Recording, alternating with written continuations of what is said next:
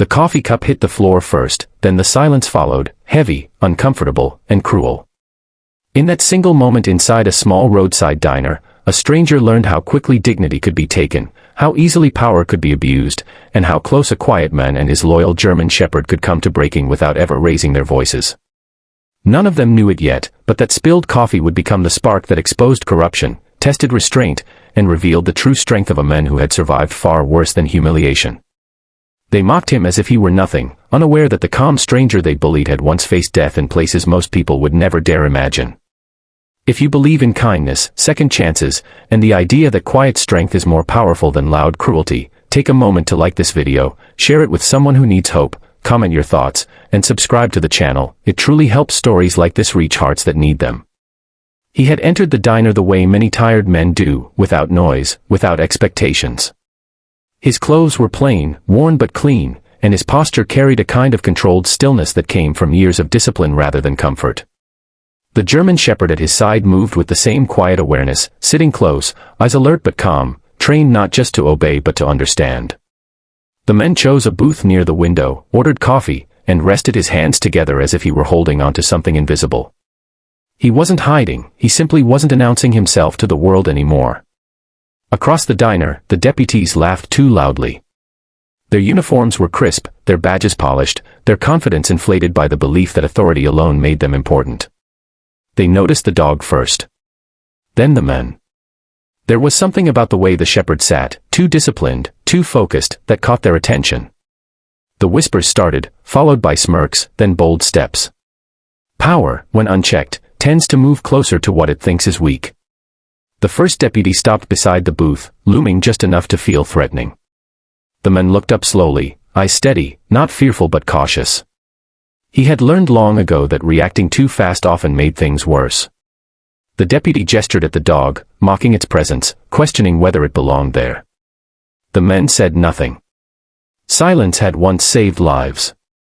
He hoped it could save this moment too. It didn't. Another deputy joined in, circling the booth like a predator bored with easy prey. They joked about rules, about dogs, about strangers who didn't look like they belonged. The waitress hovered nearby, unsure whether to intervene. The man felt the familiar tightening in his chest, not from fear but from memory. Crowded rooms. Hostile eyes. The knowledge that one wrong move could escalate everything. Then it happened. A third deputy tipped the coffee cup, deliberately, slowly, watching as it spilled onto the floor near the dog's paws. Laughter followed. The sound cut deeper than any insult. The German shepherd stiffened but did not move. Years of training held firm, though its eyes flicked up to the men, waiting for guidance. The man placed a hand gently on the dog's neck, grounding both of them. He could have ended it in seconds. Muscle memory screamed instructions: disarm, disable, control. He had done it before in far worse conditions, under gunfire, under chaos, under orders that carried life or death consequences. But this was different. This wasn't war. This was a test of restraint, and restraint was a battle he fought every day. The deputies mistook his calm for weakness. They leaned in closer, voices louder now, their authority used like a weapon rather than a responsibility. They didn't see the scars hidden beneath his sleeves or the weight he carried behind his eyes. They didn't know the nights he woke up gasping, the names he whispered into darkness, the faces he never forgot. They saw only a quiet man and a dog, and they chose cruelty because they could. Other diners watched, uncomfortable but silent. Silence has a way of feeding injustice. The men noticed them too, and something inside him ached, not for himself, but for how easy it was for wrong to go unchallenged. He thought of places where silence had cost lives, where speaking up too late meant never speaking again. The shift came subtly. A manager stepped out from the back, sensing tension. A new deputy entered the diner, younger, less sure, eyes scanning the room. He noticed the dog's posture, the man's composure, the way this scene didn't quite add up. Experience recognizes experience, even when disguised. The bullying deputies pushed one step too far, threatening removal, mocking the man's lack of response. That was when he finally stood. Slowly. Carefully. Not aggressive, controlled. The German shepherd rose with him, perfectly aligned, a silent mirror of discipline. The room felt smaller suddenly, like air had been pulled tight. He didn't shout. He didn't threaten. He simply met their eyes, one by one, with a calm that unsettled them more than anger ever could. In that moment, something shifted. The younger deputy noticed the man's posture, the subtle way he positioned himself, the protective but restrained stance of the dog. Training. Real training.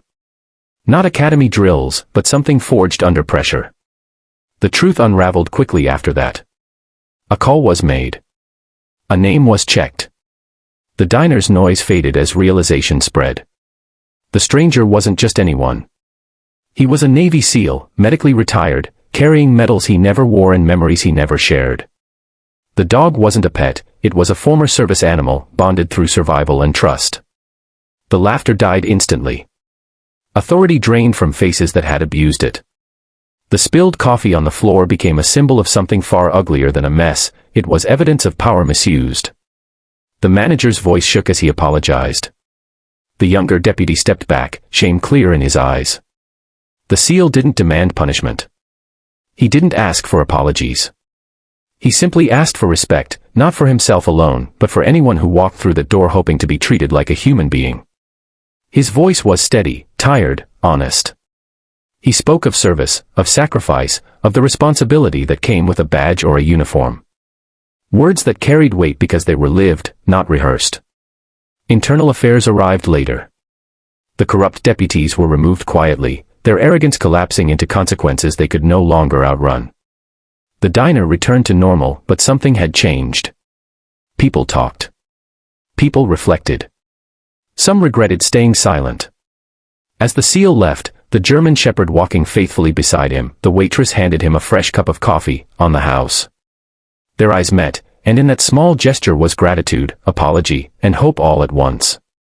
He nodded, accepting it not as a victory, but as a reminder that kindness still existed. Outside, the air felt lighter. The man knelt, resting his forehead briefly against the dog's, breathing in the moment. He had faced enemies overseas, lost brothers, endured pain that never fully healed. Yet it was moments like this, quiet tests of character, that mattered just as much. Strength wasn't always about fighting. Sometimes, it was about standing firm without striking back. If this story has touched your heart even a little, please take a moment to like the video, share it with others, and let us know in the comments. Your engagement helps keep stories like this alive.